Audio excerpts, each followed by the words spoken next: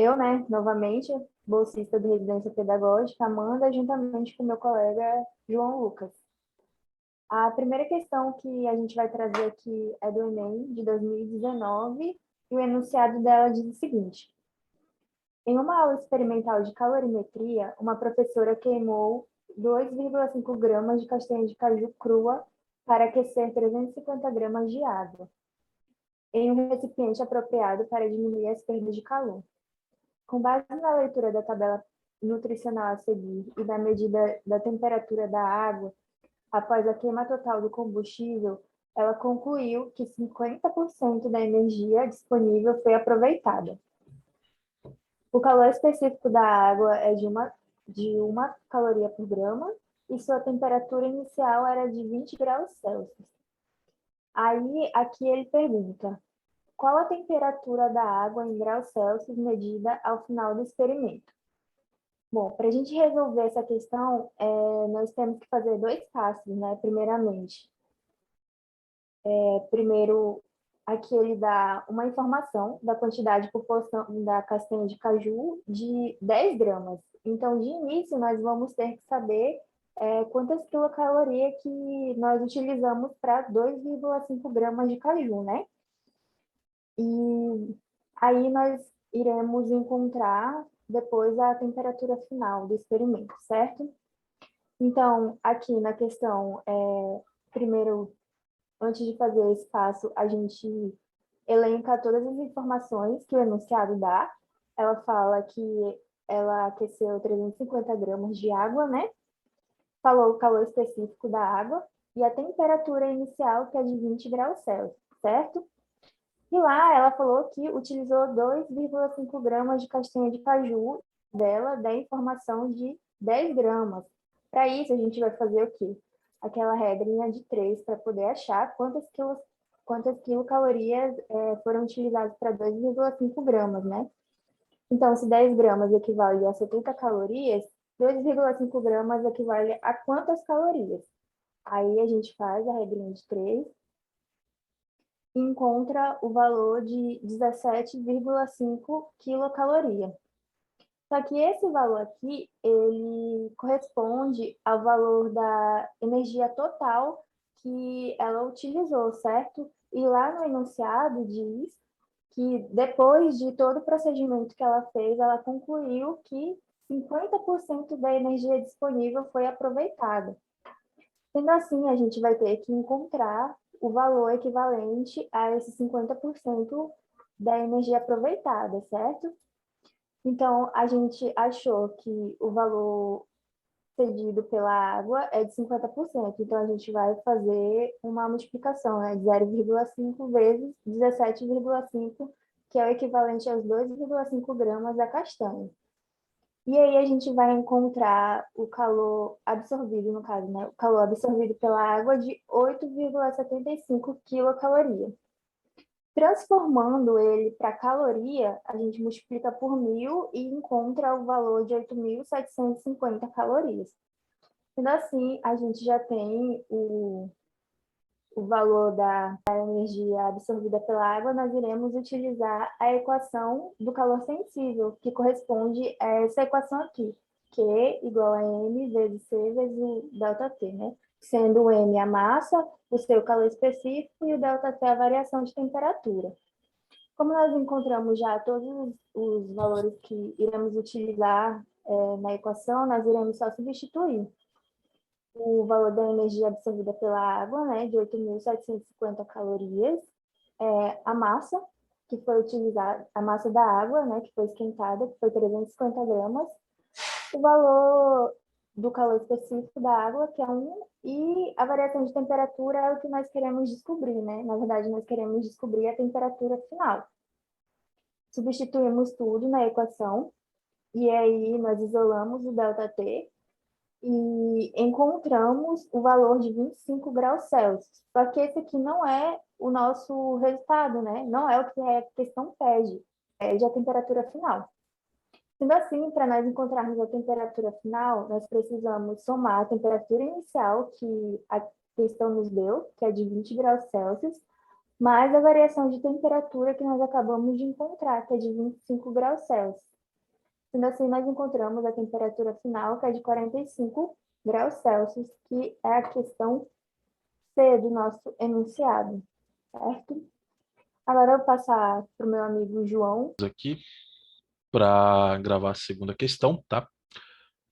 Bem, nessa segunda questão, ele diz o seguinte: a sala de estudo será refrigerada de modo a manter a temperatura interna em 23 graus Celsius, tá? Considere que a temperatura externa atinge um máximo de 33 graus Celsius. Então, olha só, o objetivo aqui é que essa sala de estudo tenha uma temperatura inferior à temperatura externa, né? Nessa situação específica em que a externa é de 33 graus Celsius, tá? Então, olha só, calcule o fluxo de calor transferido por condução através das paredes, teto e piso da sala. E indique, dentre os valores apresentados na tabela abaixo, no caso na tabela ao lado, a potência mínima que um aparelho de ar-condicionado deve possuir para satisfazer as condições desejadas. Qual a condição desejada?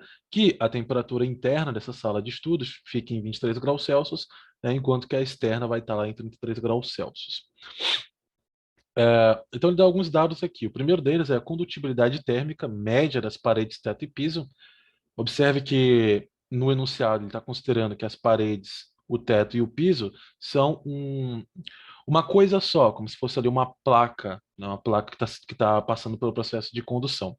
Tá? Então, ele nos fala que a condutibilidade térmica K vai ser igual. Eita, sempre buga, peraí. Vai ser igual a 2 vezes 10 elevado a menos 4 quilocalorias por segundo metro e graus Celsius. Ele também nos dá a espessura média das paredes, né, o nosso E, espessura média das paredes, que é de 10 centímetros, ou seja,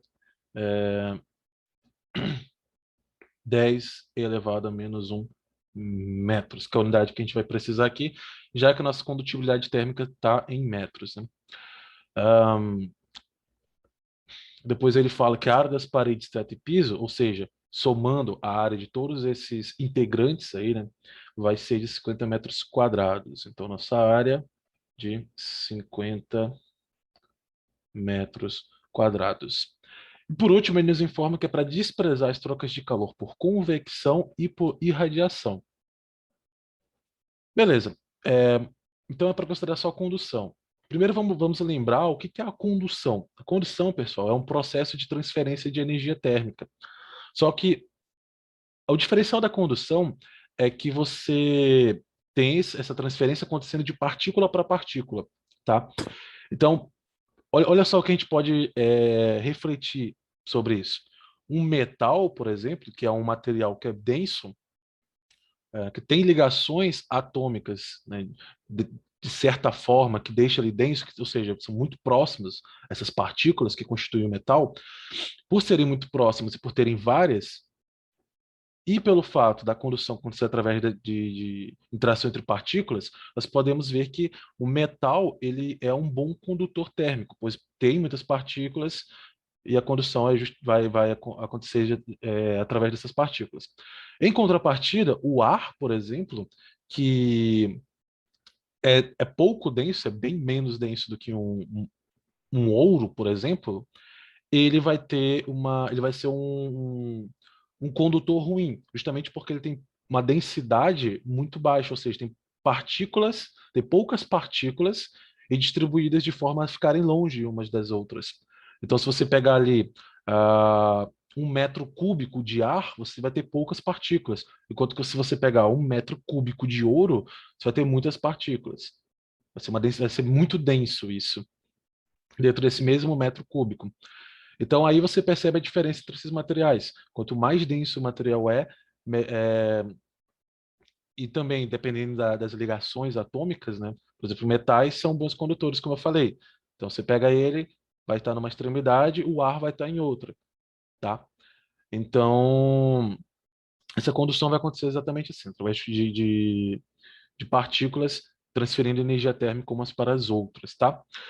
E olha só, como a gente tem paredes, teto e piso, entra justamente na parte da condução, né? A gente tem ali objetos sólidos, né? Temos corpos sólidos na questão. Então, beleza, ficou bem clara essa questão da condução.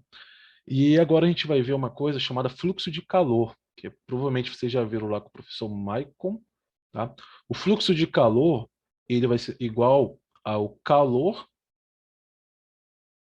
dividido pelo tempo, tá? É basicamente uma medição de quanta energia térmica vai se propagar em um determinado meio por unidade de tempo, tá? Pode ser segundo, minutos, horas. Aqui no nosso exercício a gente vai usar especificamente segundos porque é onde em qual unidade a nossa condutibilidade térmica está, tá bom? Então, olha só, esse calor aqui, no caso da nossa condução, não vai ser aquele M, C, delta T, que é o calor ali, o calor sensível, né? Não vai ser isso. A gente vai utilizar aqui uma outra equação, pela lei de Fourier, escrito assim. Posso estar errando a pronúncia, pessoal, mas a escrita é exatamente essa aqui, tá bom? Então, olha só. O que essa lei vai nos falar? Ela vai vir para falar sobre esse calor aqui, especificamente esse calor. O primeiro ponto que ele fala é, pô, esse calor ele vai ser proporcional à nossa condutividade térmica, ele vai ser diretamente proporcional também à área. Por que a área? Você pode pensar ali num clássico exemplo de condução, que é o da panela, que está ali no fogão, né? E aí você tem um processo de condução, nesse caso. E quanto maior for a panela, maior vai ser a área, né, a área ali que está em contato com o fogo. Quanto maior a área que está em contato com o fogo, maior vai ser esse fluxo de calor, mais condução vai existir. Porque se você tem uma área maior, por consequência, você vai ter mais partículas envolvidas nesse processo. E quanto mais partículas envolvidas nesse processo, maior vai ser a nossa condução, né? Mais calor vai conseguir se espalhar ali, mais energia térmica vai conseguir se espalhar, na verdade. Então, é proporcional à nossa área. E, por último, é proporcional à variação de temperatura, tá? Porque quanto maior a variação de temperatura, mais energia térmica vai ser transferida. Então, olha só. Tá. Outro ponto é que quanto maior for a espessura das nossas paredes, quanto mais espessas for o material com o qual a gente está lidando aqui no fluxo de calor, mais difícil, mais difícil vai ser a energia térmica se propagar. Mais difícil vai ser o processo de condução, tá? Justamente por isso que a grossura de uma panela não é, sei lá, desse tamanho aqui, entendeu? É bem fininho, justamente para que esse processo de condução seja facilitado. Então, quanto mais grosso o fundo de uma panela for, mais difícil vai ser você ter um processo de condução, tá bom? Mais difícil vai ser aquecer um alimento, ou, sei lá, ferver uma água, por exemplo, tá? Então, com base nisso, a lei de Fourier nos traz o seguinte, que esse fluxo de calor ele vai ter uma outra equação, que vai ser a seguinte. Nosso fluxo de calor vai ser igual a condutibilidade térmica vezes a nossa área vezes a variação de temperatura e isso tudo dividido pela nossa espessura E. Então aí vocês percebem que está tudo bem conectado. Ó, se é diretamente proporcional, já está aqui em cima, né? É diretamente proporcional. Quanto maior for a área, maior vai ser o nosso fluxo de calor, percebe? E quanto maior for a espessura, menor vai ser o nosso fluxo de calor aqui. Tá? Então a gente percebe que aquela argumentação feita por Fourier está sendo traduzida aqui nessa equação. Tendo essa equação, basta a gente apenas fazer a aplicação dela. Aqui nós temos, cadê? Variação de temperatura eu não coloquei. Mas olha só, se é 33 lá fora e 23 dentro, então a gente vai ter uma variação de temperatura igual a temperatura externa menos temperatura interna, que é de 33 menos 23, que é igual a 10 graus Celsius. Então, a gente vai substituir os valores agora. Então, olha só. Aqui, a gente vai passar para calorias isso aqui, tá? Esse K, como vocês já sabem, é 10 elevado à terceira. Bom, é 10 elevado à terceira. Então, 10 elevado à terceira vezes 10 a menos 4 vai nos dar que é 2 vezes 10 a menos 1, né? Então, olha só, 2 vezes 10 a menos 1. O quê? Calorias, tá? Não é mais quilocalorias, porque esse K de quilocaloria está traduzido aqui em 10 elevado à terceira, tá bom? Então, isso aqui é 2 vezes 10 a menos 1 calorias. A nossa área é de 50 metros quadrados, né? Então, 50.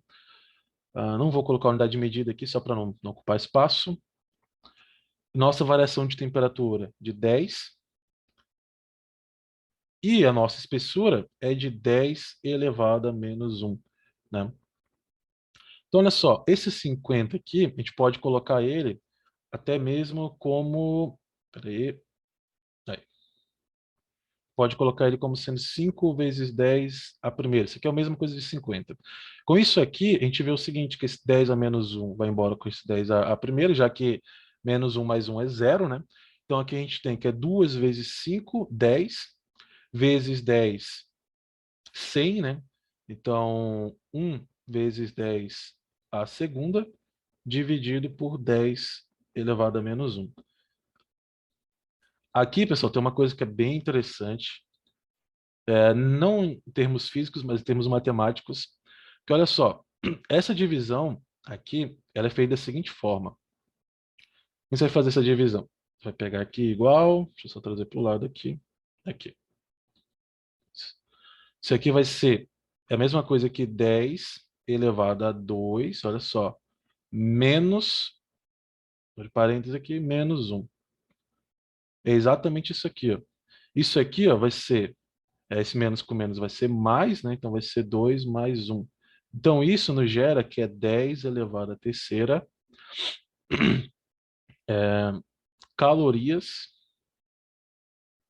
por segundo, né? Lembrando que aqui, lembrando que o nosso fluxo de calor é caloria por segundo, tá? Já que o nosso tempo aqui está em segundos e aqui o nosso calor a gente colocou em calorias. Isso aqui é o mesmo que 1 quilocaloria por segundo. Então, olha só, a resposta, a gente vai analisar aqui a tabela. Olha só, se o fluxo de calor é de 1 quilocaloria por segundo, para que esse aparelho de ar-condicionado deixe tudo em equilíbrio e consiga suprir a demanda, a gente vai precisar do aparelho número 4, ó, porque ele vai produzir 1,260 quilocalorias por segundo, tá? Ou seja, ele vai conseguir suprir essa 1 quilocaloria por segundo e ainda vai sobrar, né? Se fosse o 3, não conseguiria, né? Porque ele estaria com um fluxo de calor menor do que, do que o fluxo que está entrando, né? Então ele não conseguiria suprir. Então só pode ser o número 4, tá bom? Vou sublinhar aqui. Questão número, alternativa número 4. Então é o aparelho que tem a potência de 18.000 BTUs por hora, tá bom? Espero que tenha ficado bem claro. Acho que é isso, né? Mas tem mais alguma coisa para falar? Não, Não? é isso aí mesmo. Isso aí, pessoal. As duas Então, questões e as resoluções. a gente vai encerrar por aqui agora. É isso aí. Até a próxima, pessoal. Valeu.